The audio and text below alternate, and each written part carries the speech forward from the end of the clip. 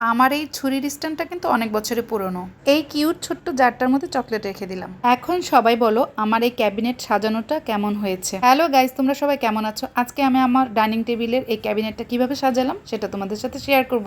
ধুলাবালির কথা আর কি বলবো তোমাদেরকে, এটা তো সবার ঘরেই হয়। আর যতই উপরের তালায় হোক কিংবা যতই তুমি জানালা বন্ধ করে রাখো, ধুলা যে কোথা থেকে আসে এটা কেউ বলতে পারবো না। আর আমার কাছে মনে হয় যে যত উপরের তালা বেশি হবে আমার মনে হয় ধুলাবালিটা বেশি হয়। কারণ নিচে থেকে যখন বাতাস হয় কিংবা ঝড় তুফান হয়, ধুলাবালিগুলো কিন্তু একদম উপরে উঠে যায়, তখন কিন্তু উপরে ফ্ল্যাটগুলোতে অনেক ধুলা যায়। এটা কিন্তু মানতেই হবে। 2-3 দিন পর পর ঘুরে ঘুরে আমি এক এক রুমের এক একটা জিনিস পরিষ্কার করি এবং সেখানে আবার নতুন করে গুছিয়ে রাখি। কয়েকদিন পর পর এলোমেলো জিনিসগুলো যদি আবার একটু গুছিয়ে সুন্দর করে রাখা হয় না, তখন আবার ভালো লাগে।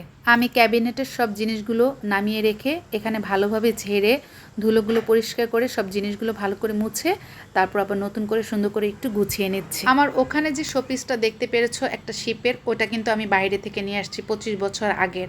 তারপর আমার এই লবণ আর সসের এই দানিটাও 25 বছর আগের। আর আমার এই যে ছুরির যে স্ট্যান্ডটা, এটাও কিন্তু সেই 25 বছর আগের। এর মধ্যে একটু আমি তোমাদেরকে বলি, আমি কিন্তু মোটামুটি 12 বছরের মতো সৌদি আরব ছিলাম আমার হাজব্যান্ডের সাথে।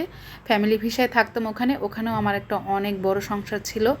তো ওই সংসারটা করার সময় অনেক জিনিসপত্র কিনেছিলাম। সেই জিনিসপত্র আবার আমি যখন একদম 12 বছর পরে চলে আসি, কিছু কিছু জিনিস তো নিয়ে আসছি, তারপরে নতুন করে অনেক জিনিস কিনে নিয়ে আসছিলাম। তো আমার ম্যাক্সিমামই আমার ঘরের যত কাচের জিনিস, ম্যাক্সিমাম শোপিস, এগুলো অনেকটাই বাইরে থেকে আনা। আর এই ক্যাবিনেটের উপরে তো সবসময় একরকমভাবে সাজানো থাকে না, মাঝে মাঝে একটু চেঞ্জ করে নেই। এখন আজকে মনে হচ্ছে যে এই জায়গাটা আমি একটু চেঞ্জ করে নিই। ছুরির স্ট্যান্ডটা একটু ভেতরের দিকেই রাখি, আর এদিকে ফ্রুটসের একটা ঝুড়ি দিয়ে কিছু ফ্রুটস রেখে দিলেও ভালো লাগে এখানটায়। তো কিছুদিন পর পর যখনই গুছাই তখনই এক এক রকমভাবে একটু আলাদা করে চেঞ্জ করে নেই। নর্মালি এই ঝুড়িতে রাখার মতো আজকে তেমন কোনো ফল ছিল না, জাস্ট আমরা ছিল অনেকগুলো, তো আমরাগুলো এখানে রেখে দিলাম। আর ওইদিকে একটা ফুলদানি দিয়েও সাজিয়ে রাখলাম। যখন ঘরের যেই কোনো একটা জিনিস সুন্দর করে মুছে ক্লিন করে সাজিয়ে রাখি না, তখন মনটাও মনে হয় একদম পরিষ্কার হয়ে যায়, ফ্রেশ লাগে, শান্তিও লাগে। এইগুলো হচ্ছে আমাদের প্রতিদিনের কাজ, বাট প্রতিদিন কিন্তু সব ফার্নিচার মোছা যায় না, মানে এরকম সুন্দর করে গুছানো যায় না।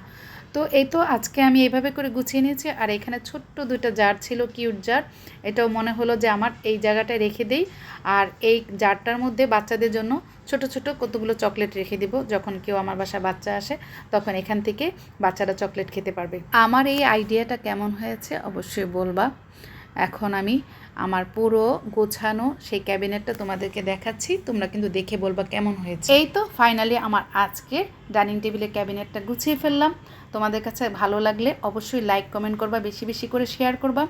আর নেক্সটে এমন সুন্দর করে গোছানো এবং সুন্দর সুন্দর বাড়ির ভিডিও পেতে হলে আমার পেজে লাইক কমেন্ট শেয়ার দিয়ে আমার পাশে থাকবা। আজকের মতো এখানে বিদায় নিয়ে নিচ্ছি। আল্লাহ হাফেজ, টাটা।